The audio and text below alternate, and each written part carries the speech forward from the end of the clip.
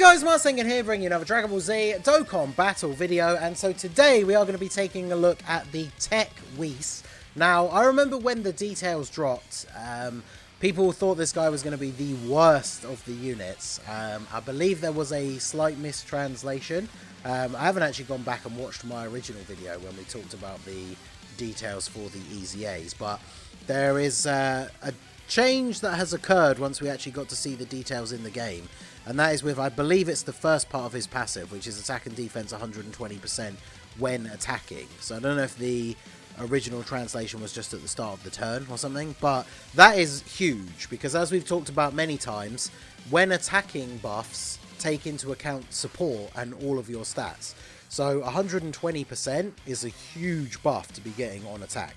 So he reduces the enemy's attack by 20% as well as defense, can be useful in some events still, and has a great chance to stun. So there are still some of the more difficult events where you can stun in the first phase, like Broly, the Gamma, Red Zone. So that can be useful, obviously good for Super Battle Road as well. And then he gets an additional attack and defense 60% per Realm of Gods ally self-excluded in the same turn. And then same again, 60% for Bond of Master and Disciple in the same turn, self-excluded. So what that means is if you have him on rotation with two other units that are in both Realm of Gods and Bond of Master and Disciple, both of them, he's getting an extra, well, he's getting 240% attack and defense. And then you add all the stuff in from the links and the leader skill and everything, right? And then he's getting 120% on super attack. So in theory, that means his numbers could be okay. He raises attack for one turn, does supreme damage, and lowers attack. It's unfortunate that he doesn't raise defense like the int one. I think it wouldn't have made them broken at all if they just made both of them raise attack and defense for one turn. But obviously, you know, making this batch of EZAs good was apparently not on their high on their list of priorities. But we're running this Realm of Gods team again. I've basically switched out all of the Saiyans this time, so apart from the leader, of course. So we have a full team of Realm of Gods and Bond of Master and Disciple characters.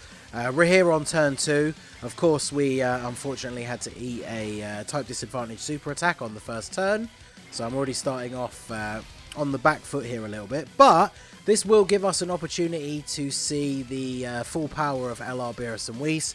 In their showcase, we didn't actually really get to the turn where, when you're on low HP, they get the guaranteed additional super attack. So we're going to get a lot of healing now, because the 18 key super, we heal 15%. Then because we're below 70% HP, we're going to get a guaranteed additional super here, which means we're going to heal another 10%. And then we might get the hidden potential additional as well. We didn't, but we got a pretty good chunk of HP back, almost back up to half. And then Whis 5.67. Okay, it's not terrible. That's with no like support on the rotation or anything. The one thing I will say when it comes to Whis, he suffers from the same issue that I would say we kind of complain about when it comes to underwhelming side banner units when a new Dokkan Fest comes out, is that this Whis, he's not a support unit, right? He's just doing damage. He's just doing big numbers. He gets all of his like buff on super, so you obviously don't run him in slot 1. Let's see, I don't want to float off the int Whis, because then we'll have two Whis on the same turn, and we don't want the tech one in slot 1. So in fact, let me go ahead and throw this up. I'm going to throw up the Whis here just in case we get unlucky with the dodges, because on the next turn we're going to be able to get the multiple supers with LR, Beerus and Whis again, so we'll be able to get quite a lot of healing on the next turn as well. So as long as we don't take too much damage here, we'll be able to get a solid heal on the next turn as well. So the Whis kind of just makes it so that we can stay within that certain, you know, HP threshold. Come on, int Whis, dodge this. There you go. Now he's on a rotation with double Bond of Master and Disciple characters, so he has a 50% chance to dodge, as well as the fact that mine has 25 dodge anyway. So nice rotation of dodging here. Vados took one hit, but that's fine. Alright, so I think we're not going to get the kill here with Beerus and Whis, which is good. The key's not so great though. If I do this, I really thought that was going to connect up those blues. Well, that's unfortunate, because this will be an example of a bad turn, because he's got 200k defense at the start of turn, he's getting 120% on super. So that's taking him up to like over 400k, which is not the worst. The only problem is that compared to like the int one, he doesn't have like built-in dodge or anything like that, which is obviously incredibly useful. Let's see. Now the LR should do a decent amount of damage here, and maybe we'll get an additional super from the tech one. I feel like the tech one just is one of those units that feels kind of lost, right? Because like I said, the int one, floating support unit, he's good. The STR one, when he gets an EZA, even if he's not providing support, I think he has to have a beer or some rotation to provide support, right? But can still be useful because of the dodging and increasing defense of each dodge. You could kind of, if you really needed to in a bad situation, get away with using him as like a slot 1 unit, right? And dodging a bunch of attacks. But this tech one, he gets most of his like stats on super, so you can't really use him in slot 1.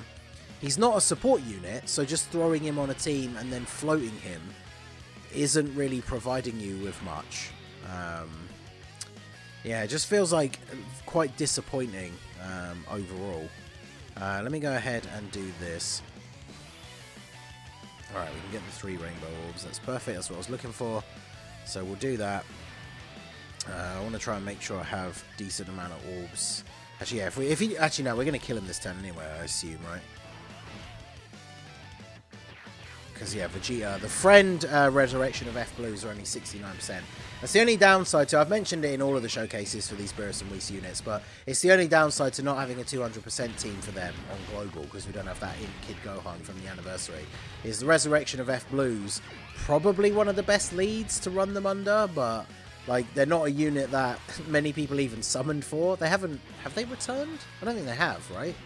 So you know, it's very difficult to find ones on the friends list, let alone ones with like dupes and everything, right? So it's a little bit unfortunate. Is this a Ki Blast super attack? No. Alright, so we'll take you out. Alright, let's see if we can actually get a good turn for Whis here, because now we've got Vados. Do we have Cold Judgment with her? We do. So we've got... Yeah, see, now this is where the on super attack buffs really start to come in clutch, right? Because he's at almost 300k defense at the start of the turn. So that means on super, he's going to be what? 600 and... What's 20% of... I hate trying to do maths, like, on the fly. I'm so bad at it. But he's going to be going up to what? Like 650-ish? Something like that? Pretty good. But the problem is, that's all he does, right? So he's going to get his attack stat here, whatever it's going to be. He's going to be at about 650k defense. I mean, it's not terrible, but on a lot of the teams where we could potentially run him, why would we run him over, like, another version of, like, God Goku or, you know, Vegito Blue, like the LR, once he gets, like, JP's got his EZA. Like, this is just a guy, because he's not supporting, what is he doing on the team that can't be done better by other units? Like, 6 million attack stat, that's not terrible. We get the additional, jumps up to 6.3. That's pretty decent damage. He's got, you know, very high defense on this turn. You know, that's not terrible performance. It's just, the problem is, it's not exceptional enough performance that we would put him on the team over some of these other units. Ooh, that's big damage on Vados there. Yikes. Alright, can I risk doing this? We've got the double Bond of Master and Disciple characters on rotation.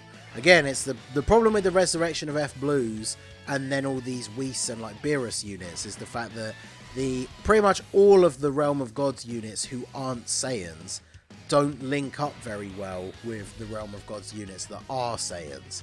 So the whole thing becomes a little bit awkward. Of course, she's supered immediately, but fortunately, Whis coming in clutch. See, this int Whis, we didn't get many turns during his solo showcase because of the support units that I brought. But when you have him on the turn like this, where he's got double Bond of Master and Disciple allies, him having that 50% chance to dodge, and then mine has a secondary 25% chance to dodge. He dodges fairly consistently, which is definitely good. And then look at this, the Goku up to 9.5.